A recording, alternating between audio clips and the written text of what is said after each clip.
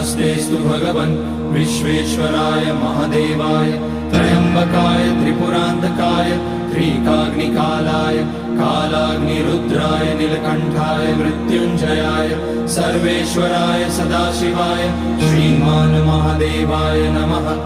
ॐ नमः शम्भवाय च मयोभवाय च नमः शङ्कराय च मयस्कराय च नमः शिवाय च शिवतराय च। ॐ त्र्यम्बकं यजामहे सुगन्धिं पुष्टिवर्धनम् उर्वारुकमिव बन्धनान् मृत्योर्मुक्ष्यमामृतात्।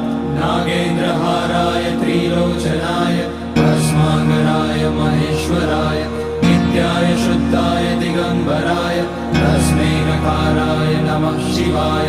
मन्दाकिनी सलिलचन्दन चर्चिताय नन्दीश्वर प्रमथनाथ महेश